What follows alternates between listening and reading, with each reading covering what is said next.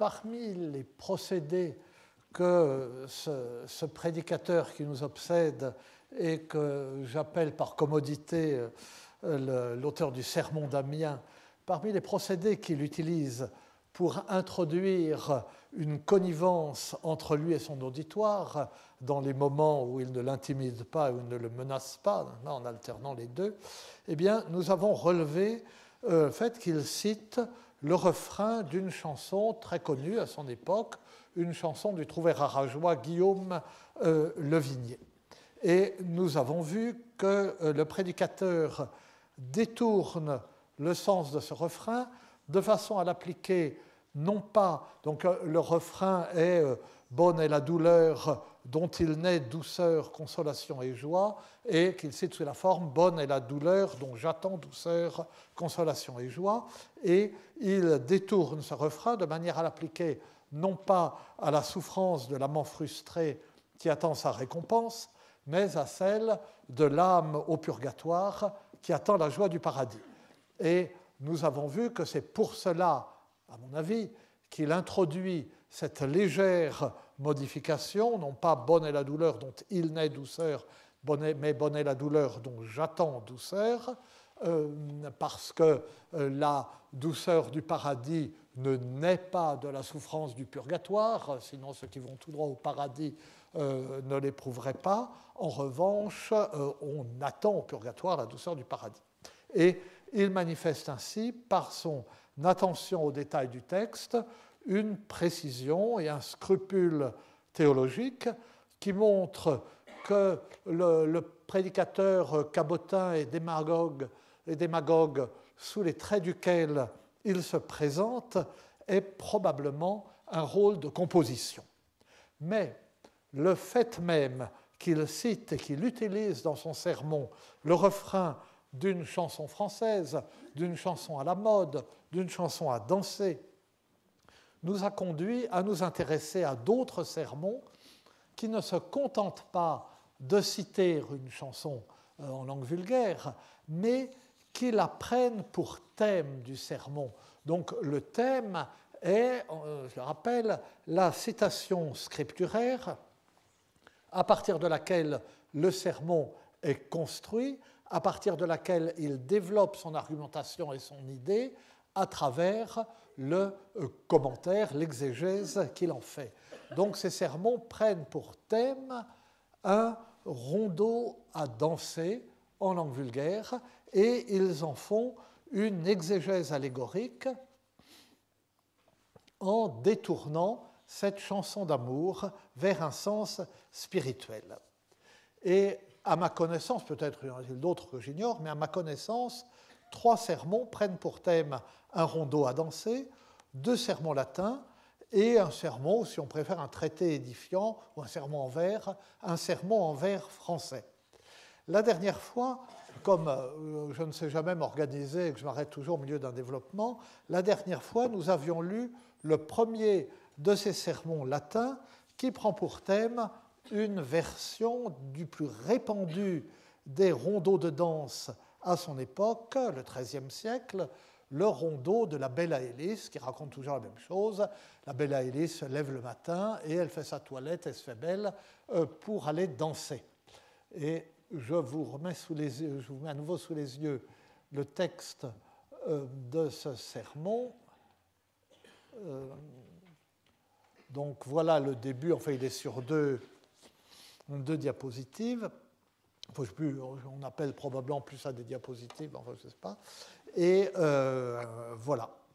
Donc nous avions lu le premier de ces sermons latins, celui sur la belle Aélis, et nous avons vu qu'après avoir défini les caractéristiques de la danse et les avoir appliquées aux qualités exigées du prédicateur, ce prédicateur s'applique à montrer que chaque vers de ce rondeau, qui décrit donc la toilette matinale de la belle Aélis avant qu'elle aille danser, ce rondeau dont le refrain chasse de la danse ceux qui ne sont pas amoureux, par Dieu, trahez-vous-en là qui n'a même mis, au nom de Dieu, allez-vous-en, vous qui n'êtes pas amoureux, eh bien, ce rondeau il l'applique à la Vierge Marie.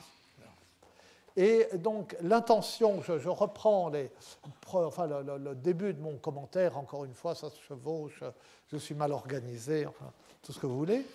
Et l'intention du sermon est, dans sa première phrase, De omni verbo otioso redituri sumus Deo rationem in die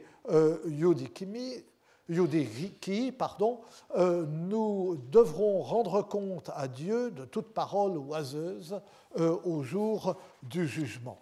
Donc, quelles paroles sont plus oiseuses, donc je vous montre là la fin du sermon pour ceux qui n'ont pas le texte sous les yeux, quelles paroles sont plus oiseuses que celles d'un rondeau de danse, et celui-ci est tellement connu qu'il suffit au prédicateur de nommer la Bella Elis et de le citer pour que chacun comprenne qu'il s'agit de danse. Vous voyez, cum dico Bella Elis, scitis quod tripudium, etc.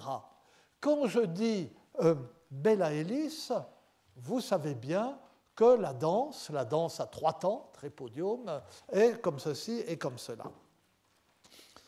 Quelle occupation plus frivole, dit ensuite le prédicateur, que la danse. Et cette occupation, nous avions noté qu'il la connaît pourtant très bien, il la définit, il est un des rares textes que nous connaissons à mentionner le rythme et la mesure, contenu, à vrai dire, justement dans ce terme de tripudium, dans à 3 temps, strepidus pedum, concordans voci, le frappement des pieds en harmonie avec la voix.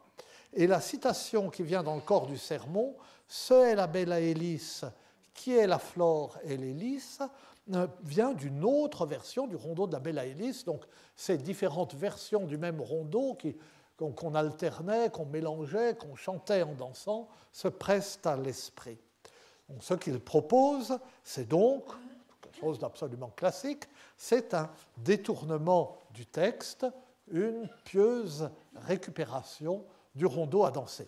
C'est une opération très fréquente, bien connue, sous la forme de la transformation d'une chanson profane en chanson pieuse par la substitution d'un texte religieux au texte d'origine. Ça s'est fait bien au-delà du Moyen-Âge, et c'était une façon de conjurer des chansons pas convenables en leur superposant un texte pieux. D'ailleurs, l'inverse se pratiquait aussi, comme vous savez. C'est donc un contrafactum.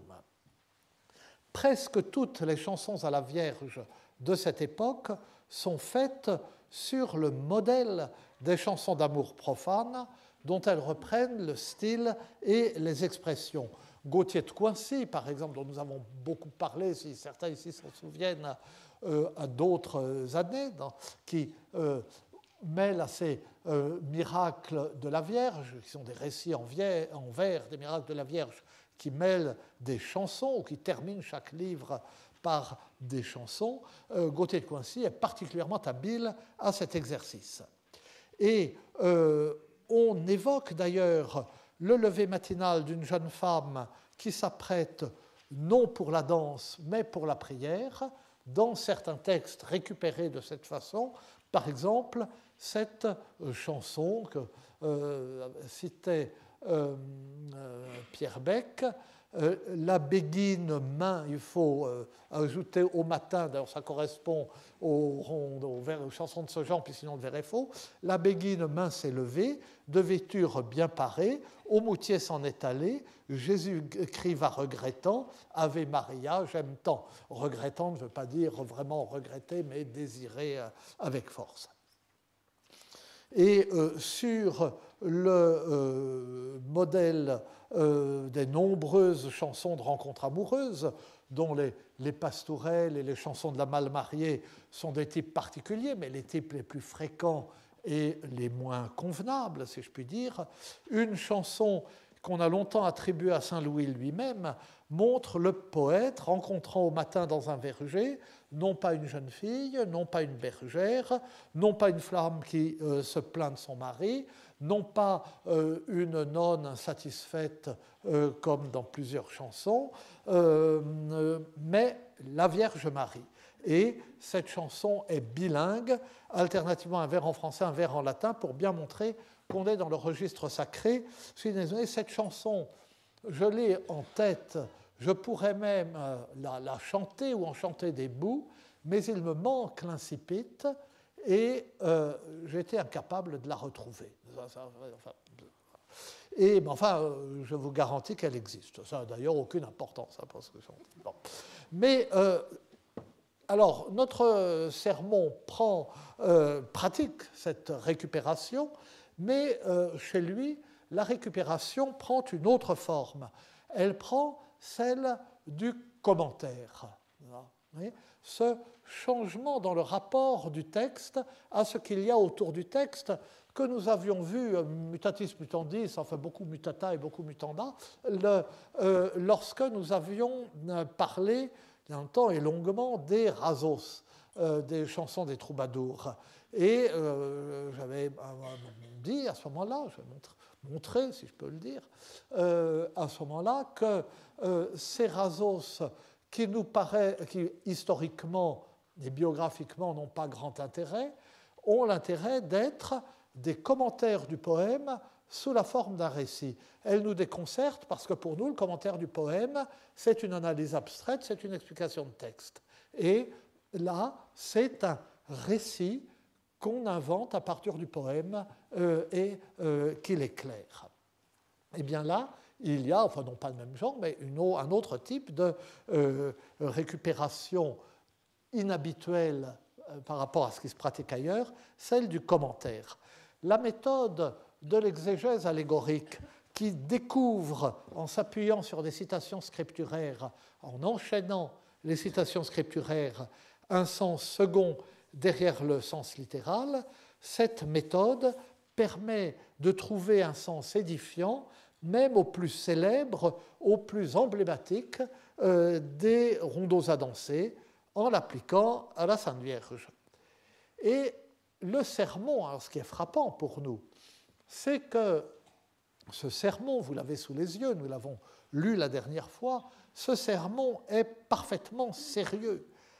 Pas de dérision, pas d'effet comique fondé sur la distance entre le poème et son interprétation religieuse. Rien qui se ressemble à ce que seront à la fin du Moyen-Âge les sermons joyeux. Parodie ou pastiche de sermons détournés dans un sens inconvenant ou scatologique ou ce que vous voulez. Et ce sermon, notre sermon, là, contient même des prises de position théologiques sur des sujets controversés. Le commentaire de Main sans leva, elle s'est levée de bon matin, c'est, vous vous en souvenez, vous l'avez sous les yeux, que Marie a été sanctifiée dès le ventre de sa mère.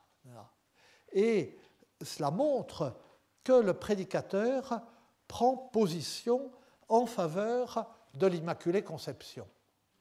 Or, cette question de l'Immaculée Conception, savoir si la Vierge a été dispensée en somme du péché originel, si elle était conçue sans la marque du péché originel, est une question extrêmement débattue au Moyen-Âge, et très violemment, parce qu'il y a un fort courant en faveur de l'Immaculée Conception, mais la grande autorité théologique et très vite canonisée de l'époque, saint Thomas d'Aquin, est contre l'Immaculée Conception, il n'est pas contre la Sainte Vierge, mais enfin, il considère qu'il n'y a aucune raison théologique de considérer qu'elle est dispensée du péché originel et qu'au contraire, cela nuit à la profondeur, si on veut dire, de l'incarnation. Et le débat a été si vif, d'autant plus que les dominicains qui avaient entre leurs mains l'Inquisition, etc., pesaient d'un poids très lourd ensuite sur l'orthodoxie. Le débat a été si vif qu'il a fallu, vous le savez, attendre le milieu du XIXe siècle pour que le pape proclame le dogme de l'Immaculée Conception. Et c'est comme ça que la petite Bernadette Soubirous le savait, on ne sait pas comment, et c'est comme ça qu'on a su que c'était la Sainte Vierge. Donc lui, notre prédicateur, est pour, si je puis dire, l'Immaculée Conception, et il trouve moyen de le dire dans ce sermon qui pour nous paraît dérisoire, ce sermon qui commente une chanson populaire et une chanson de danse populaire. Voilà. Donc, avec ce sermon, on est plutôt, là encore, mutatis mutandis, et s'agissant au départ d'un rondeau à danser, on est plutôt dans le registre des commentaires du Cantique des Cantiques, qui nourrissent la méditation, la prédication, la littérature spirituelle à partir d'Origène. Et pendant tout le Moyen-Âge, ce Cantique des Cantiques, poème d'amour, inlassablement interprété comme un poème de l'amour mystique. Et d'ailleurs, vous avez vu que le prédicateur ne cesse de citer le Cantique des Cantiques à l'appui de son développement. Il est donc parfaitement conscient de ce qu'il fait et du parallèle des situations. Il traite le rondeau de la Bella Elis comme un Cantique des Cantiques moderne. Mais cela ne l'empêche pas d'être conscient de son audace. Son sermon n'est pas fait pour être mis entre toutes les mains. Il pourrait choquer, il pourrait être mal interprété. D'ailleurs, c'est un sermon en latin. Et il ne s'adresse pas aux fidèles, mais à ses confrères prédicateurs. Et voyez les conseils qu'il donne, debemus habere, etc., vocem sonoram id est predicationem sanctam Deo placentem et omnibus, opera concordantia nostre predicationi ad imitationem Christi, quid cepit facere et postea docere. Nous devons avoir une voix sonore, c'est-à-dire une prédication sainte qui plaise à Dieu et aux hommes. Nous devons avoir des œuvres en harmonie, en concordance avec notre prédication, à l'imitation du Christ, qui a commencé par faire et ensuite seulement s'est mis à enseigner. Et le second sermon, sur la rive de la mer, qui est construit sur le modèle du premier et qui est certainement du même auteur, non seulement parce qu'il est fait pareil, mais parce qu'on trouve dans les deux cette expression prava in bonum exponere, qui n'est pas extraordinaire, mais enfin qui n'est pas une expression si fréquente. Eh bien, le sermon, enfin sur la rive de la mer, c'est-à-dire le sermon qui commente le rondeau sur la rive de la mer, on a l'autre sermon latin qui prend un rondeau comme thème.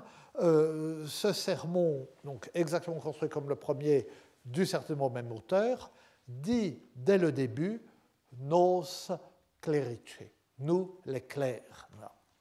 Et parmi les manuscrits qui ont conservé le sermon de la Bella Elis, je vous avais dit, enfin ce n'est pas d'importance capitale pour nous, que le sermon de la Bella Elis est conservé par plusieurs manuscrits, 6, il me semble, qu'il y a beaucoup.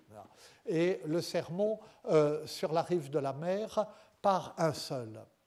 Mais dans le sermon qui conserve sur la rive de la mer conserve les deux manuscrits, le manuscrit qui conserve le sermon sur la rive de la mer contient les deux sermons, Bella Elis et sur la rive de la mer, à la suite l'un de l'autre, et à la fin du manuscrit, et ce manuscrit, le manuscrit 97 de la Bibliothèque municipale de Poitiers, est un manuscrit de sermon français, qui contient l'homéliaire français de Maurice de Sully, dont nous avons parlé l'année dernière, augmenté de quelques autres sermons français anonymes, donc, mais attribués aussi à Maurice de Sully. Enfin, donc, c'est l'homéliaire de Maurice de Sully, l'homéliaire français, des sermons français au peuple, des recueils qui servent à cette époque de dormis écourés, de sermons modèles pour les prédicateurs qui n'ont qu'à ensuite les réciter, n'ont pas à préparer ensemble leurs propres sermons.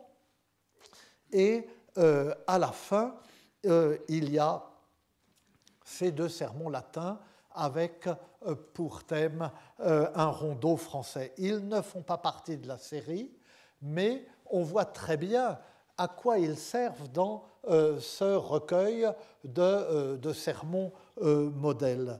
Ils sont là pour le bénéfice et peut-être pour la détente du prédicateur qui utilise les sermons français pour sa propre prédication. C'est les jeux à la fin du manuel d'exercice. Et ce sermon, comme le sermon sur la rive de la mer, sont des jeux de clercs. C'est comme ça que je les avais rappelés autrefois. Ce n'est pas par hasard que ces sermons sur des rondeaux français sont en latin. Ce sont des exercices de virtuosité par lesquels l'auteur veut montrer qu'il maîtrise assez bien la technique du sermon pour pouvoir prendre pour thème n'importe quel texte, aussi profane soit-il, et en tirer un sens spirituel et moral par des rapprochements avec des citations d'écriture ou par des jeux étymologiques sur le français comme sur le latin. C'est un exercice de virtuosité. Je suis un si bon étudiant, j'ai si bien appris ces méthodes scolastiques, ces méthodes universitaires, ces méthodes de l'exégèse, que je suis capable de vous faire un sermon sur la Sainte Vierge à partir de n'importe quoi. Même le rondeau d'Abel Aélis. Mais, donc ce sont des jeux. Mais ces jeux de clercs sont, si je puis dire, des jeux sérieux. Il n'y a aucune trace de provocation dans l'irrévérence. Il n'y a aucune trace de dérision. Vous l'avez vu, nous l'avons vu en lisant ce sermon. Et c'est cela, finalement, qui nous déroute dans ces sermons. Ce seraient des sermons qui se moquent. Ce serait un sermon de Charlie Hebdo, ça nous serait familier.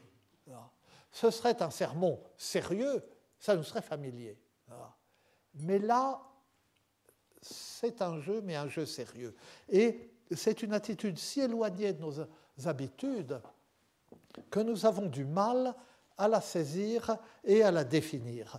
D'une façon générale, d'ailleurs, c'est une banalité, rien n'est plus difficile à comprendre dans une civilisation ou dans une époque éloignée des nôtres que tout ce qui touche au rire, de tout ce qui est prise de distance, humour, rire, second degré.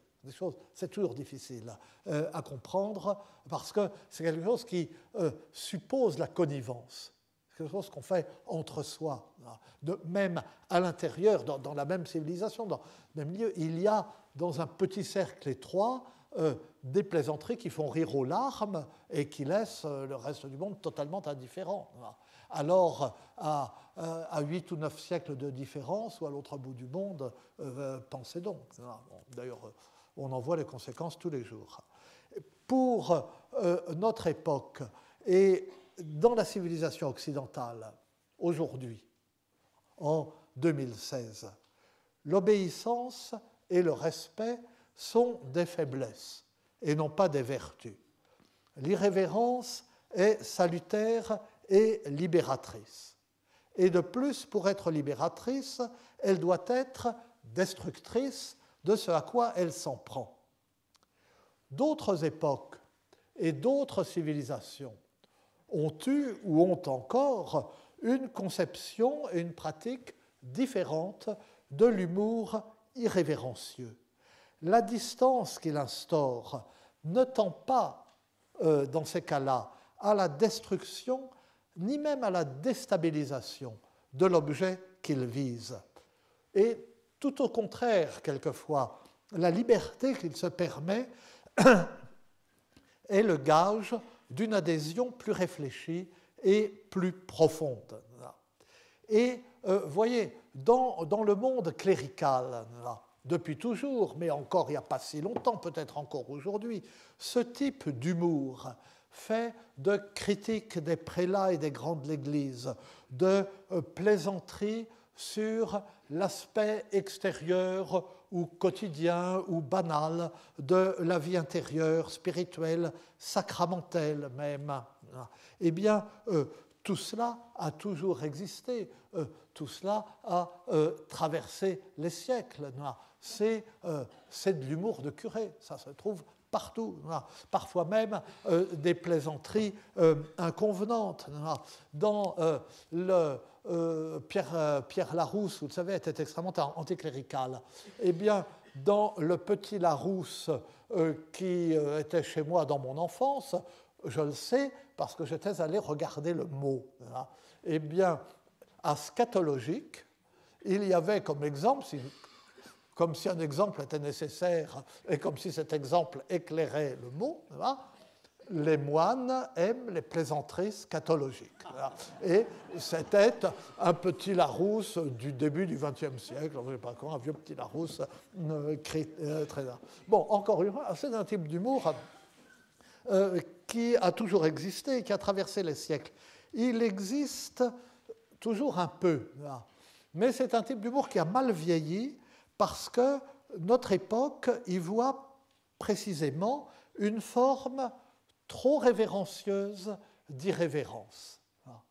Et si vous avez lu Le Royaume d'Emmanuel Carrère, vous avez pu noter qu'au début, dans l'immense chapitre initial et autobiographique à un point parfois gênant, eh bien, il dit qu'il voulait faire une croisière biblique et qu'il y a renoncé au dernier moment et qu'il a perdu le prix de son billet parce qu'il n'avait pas le courage d'affronter l'atmosphère qui régnerait dans cette croisière. Et puis, dit-il, l'humour des prêtres. Alors, affronter l'humour des prêtres, non, ce n'était pas possible. Il a préféré renoncer. Eh bien, c'était cela.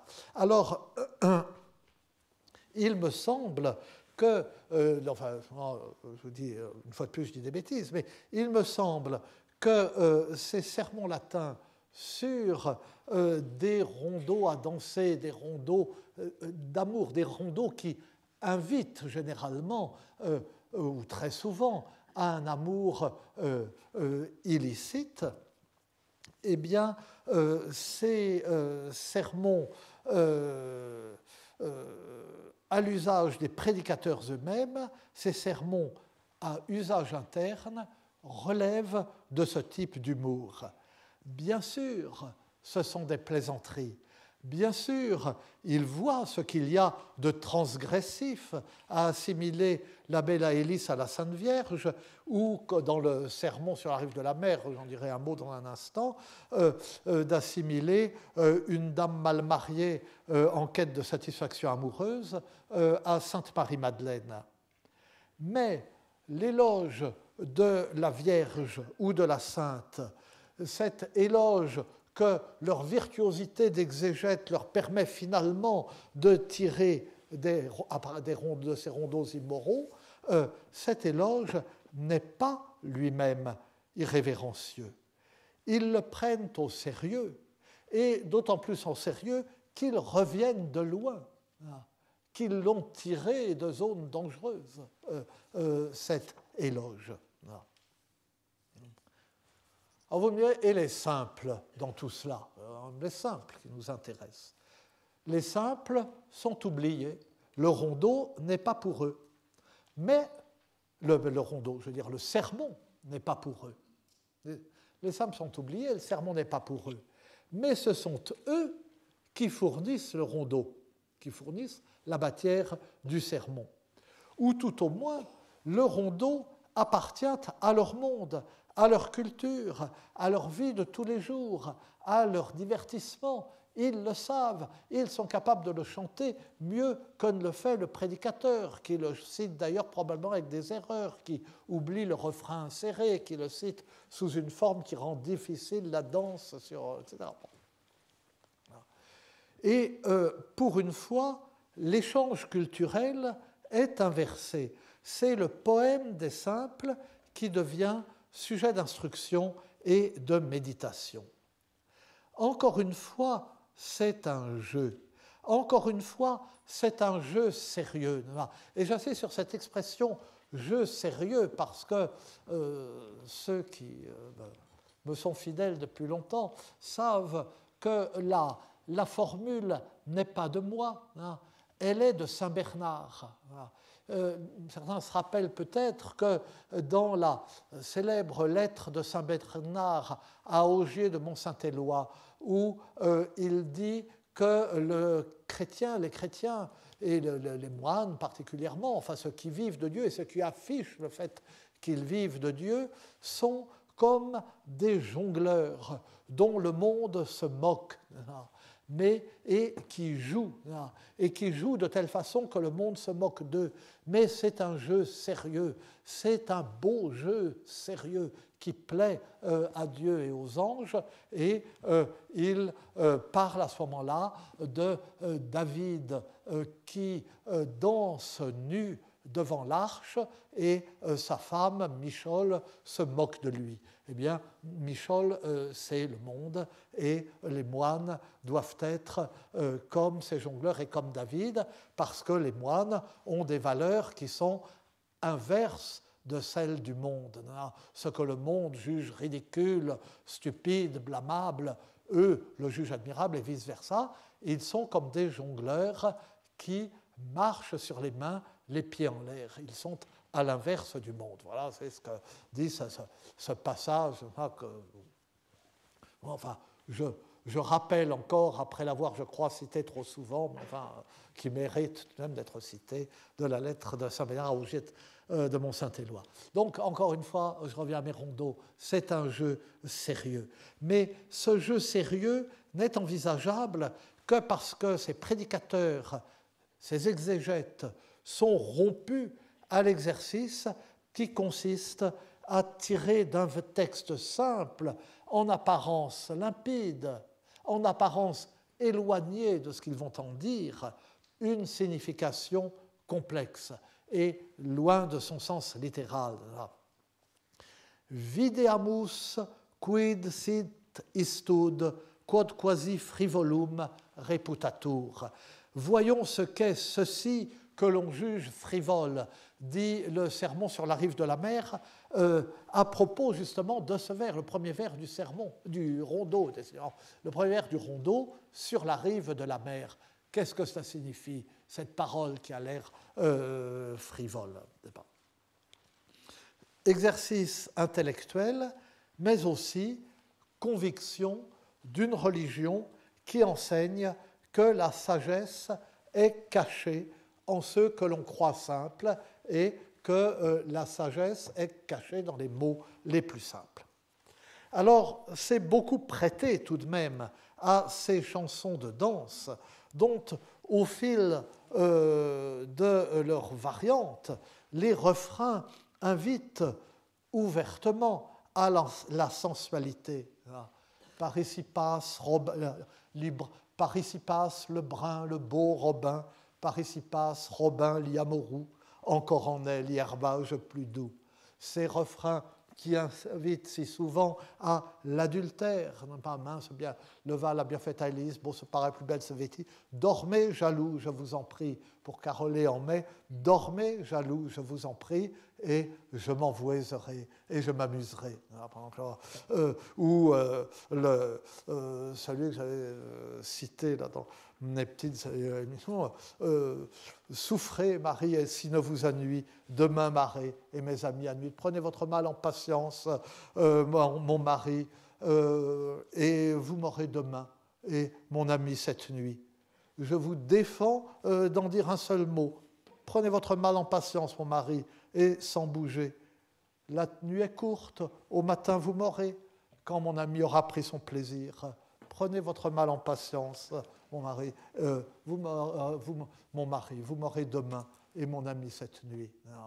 Eh bien, voilà le genre de littérature. Voilà ce qui venait à l'esprit de quiconque entendait un de ces rondeaux. Tous les autres se pressaient. Nous savons que tous les autres se pressaient parce que dans les romans comme dans la Guillaume de Dole, qui en cite un certain nombre, eh bien on voit qu'on les mélange, qu'on met le refrain de l'un dans la strophe de l'autre, etc. Ils viennent tous à la fois. On voit qu'ils se pressent à l'esprit. Celui-ci n'était à peine terminé qu'une dame en a commencé un autre, etc. Bon. Alors, ce jeu de clercs est admissible entre clercs.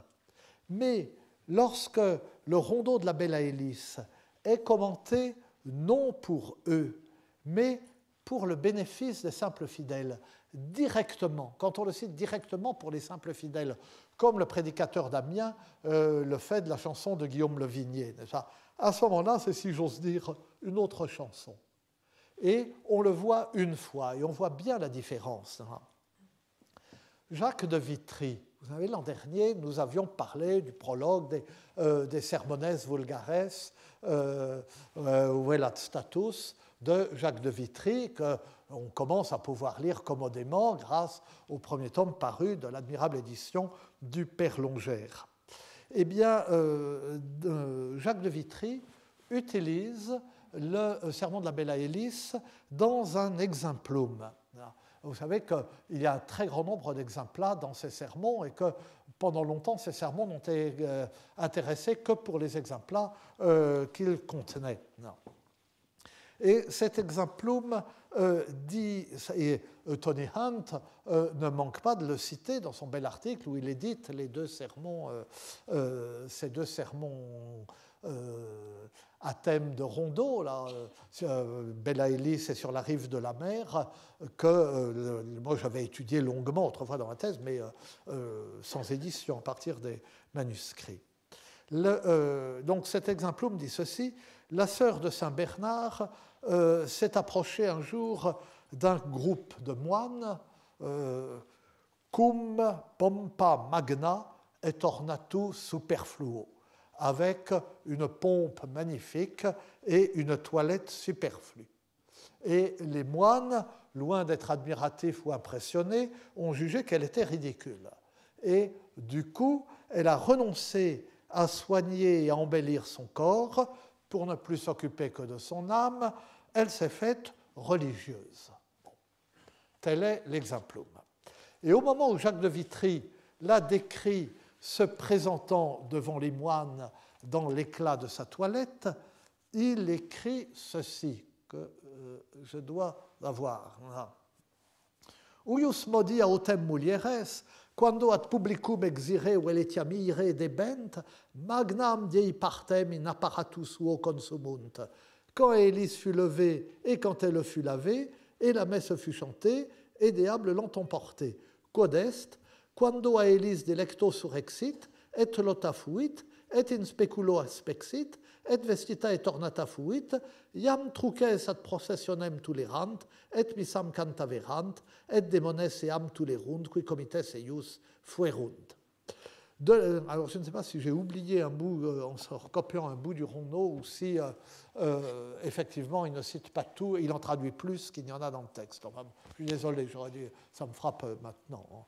Donc, de la même façon, quand les femmes doivent sortir en public ou simplement marcher dans la rue, elles passent une grande partie de la journée à se préparer.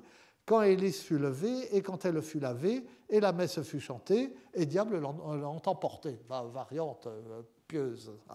Ce qui veut dire, le temps qu'Élise se lève de son lit, se lave, se contemple dans le miroir, s'habille et se pomponne, on avait déjà fait la procession en portant les reliquaires, on avait déjà chanté la messe, et les diables, ses compagnons, l'ont emporté. Alors, justement, ce bout de phrase ajouté par Jacques de Vitry, j'en suis pas très sûr. Bon, c'est pas dans le volume, enfin, c'est pas encore dans l'édition Longère. J'avoue que je n'ai pas eu le temps, j'ai fait ça trop tard, je ne me suis pas reporté au manuscrit. Et dans la version telle qu'elle est éditée par Tony Hunt, il y a jam truces ad processionem tolerant. Et j'avoue que je ne vois pas ce que ça veut dire de porter des sauvages, puis en plus c'est un adjectif, enfin on ne trouve pas substantivé, en procession. Et je propose, mais je le fais à mes risques et périls, et la philologie entière va me tomber dessus et m'écraser de son poids. Je propose de lire plutôt troucas. Trouca est un mot attesté par Ducange qui désigne une boîte, quelquefois un ossuaire, et d'ailleurs c'est la même chose, souvent un reliquaire. Et donc, qu'il y ait avant la messe une procession avec les reliques, puis la messe, c'est quelque chose de tout à fait naturel. Enfin, je vous dis cela en tremblant. En tout cas, ce qui est sûr, c'est que là, dans la version de la Bella Elis citée par Jacques de Vitry, le poème est modifié pour le rendre édifiant. C'est une variante du rondeau, mais une variante dans laquelle elle ne fait pas sa toilette pour aller danser, et elle ne va pas danser ensuite, mais elle passe tellement de temps à sa toilette, donc c'est une variante misogyne. Les femmes, c'est bien connu, passent toujours un temps infini à leur toilette avant de sortir. Elle passe tellement de temps à sa toilette qu'elle manque la messe et que les diables, ses compagnons, l'emportent. Dans le sermon, le rondeau est conservé, dans le sermon d'Abel Elis, le rondeau est conservé tel qu'il sert pour la danse, mais le sens en est changé. Dans l'exemplum, c'est le rondeau qui est modifié de façon que la leçon s'applique au vice qu'encourage l'évocation complaisante de la belle à sa toilette. Moins sophistiqué, cet exemplum est moins sophistiqué que le sermon. Il est plus explicite, il est plus direct, il est porteur d'une morale simple et concrète et non pas de rapprochements scripturaires recherchés et, il faut bien dire, extraordinairement tirés par les cheveux dans leur virtuosité. C'est donc le sermon, c'est donc l'exemplum et lui seul qui s'adresse au simple. Oui, l'exemplum, l'anecdote qu'on insère dans le sermon pour le rendre vivant, s'adresse au simple, mais pas le sermon. Alors, je ne vais pas, après vous avoir infligé le sermon de la Bella Elis, lire le sermon intégralement, le sermon sur la rive de la mer, dont le principe est le même. J'en cite tout de même, des extraits, ou plutôt, la totalité, c'est-à-dire que je vais d'un bout à l'autre, mais avec de larges coupures. Il est plus long que le sermon de la Bella Elis, pour qu'on en voit le mouvement et le sens. Je le cite parce que probablement qu'il a été composé ensuite. On compose d'abord un sermon sur la Bella Elis, parce que c'est le rondeau le plus connu, etc. Et tout content de lui, l'auteur a dû récidiver. Et il renchérit, il pousse le jeu encore plus loin, et son sermon est encore plus caricatural dans la science pédante, l'éloquence pompeuse et la piété confite appliquée à un poème dont le refrain encourage à l'adultère. Et tout cela, toujours, avec un sérieux parfait. Non, c'est... attendez, mais je ne l'ai pas... il y a quelque chose qui va... Excusez-moi, hein, il y a quelque chose qui ne va pas dans mes...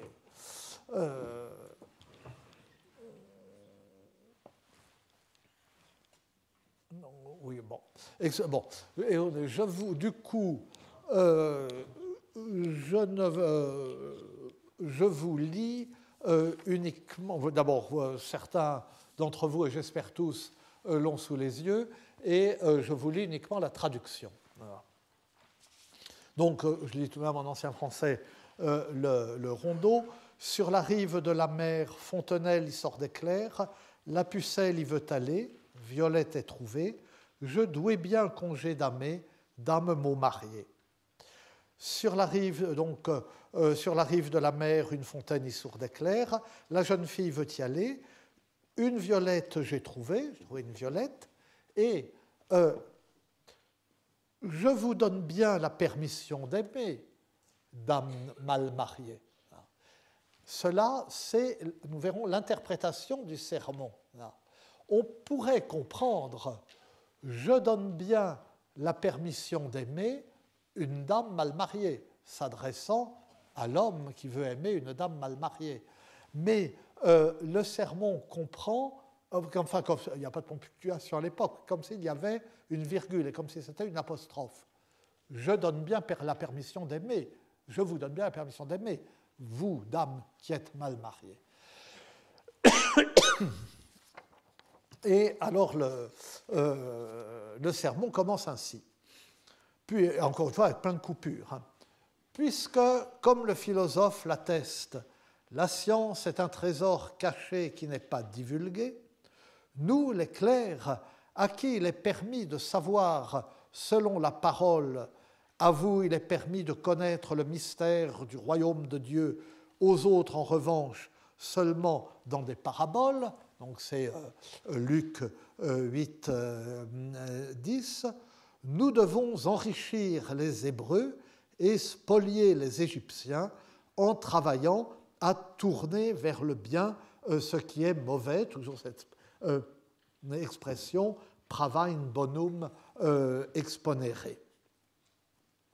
Nous donc, confiants dans la grâce de Dieu, nous souvenant de l'autorité avec laquelle il est dit « Ouvre ta bouche et je la remplirai », nous voulons considérer ce qu'est ceci sur la rive de la mer. Bon, et puis j'en saute. Alors oui, je reviens, mais enfin, là encore, vous avez reconnu, je fais comme si vous étiez moi ou comme si depuis 22 ans tout le monde suivait ce cours. Nous devons enrichir les Hébreux et spolier les Égyptiens. C'est une allusion au livre de l'Exode, Exode 12, 35, 36, où au moment de l'Exode, Dieu encourage d'ailleurs les Hébreux qui s'en vont à voler les Égyptiens avant de partir, à leur prendre leurs bijoux, etc. Bon. Et ce passage a été utilisé par saint Augustin pour justifier l'étude de la littérature, de la philosophie, de la science païenne classique. Vous savez qu'à cette époque, la question se pose et est tranchée différemment selon les auteurs chrétiens, de savoir s'il faut rejeter toute la culture païenne ou si il faut la conserver. Et elle a été conservée, enfin heureusement pour nous, c'est comme ça que nous la connaissons, grâce surtout à saint Jérôme et à saint Augustin, presque au même moment. Saint Jérôme, dans une lettre, prend une autre comparaison qui vient du livre, plus c'est le Nombre ou le Lévitique, où il y a des instructions sur la façon dont il faut traiter une esclave captive, une prise de guerre, en somme. Une esclave qui est une prise de guerre. Et le texte dit, l'Hébreu qui a une telle captive peut en faire sa femme, à condition de lui couper les ongles et de la raser entièrement, les cheveux et le reste. Et à ce moment-là, il peut en faire sa femme. Et saint Jérôme dit, eh bien de même, en débarrassant les lettres païennes et la science païenne de tout ce qui est inadmissible, en la rasant, nous pouvons l'adopter. Et à peu près au même moment, quelques années plus tard, enfin je ne sais plus dans quel ordre, saint Augustin, lui, prend ce passage de l'Exode et dit, de même que les Hébreux ont été autorisés à spolier les Égyptiens de leurs bijoux, les chrétiens doivent spolier les païens des bijoux des lettres antiques et en faire leur profit. Et les lettres antiques sont utilisées comme une sorte d'apprentissage, de gamme, de propédeutique pour ensuite l'étude de la science de Dieu. Voilà. Et ça a donc autorisé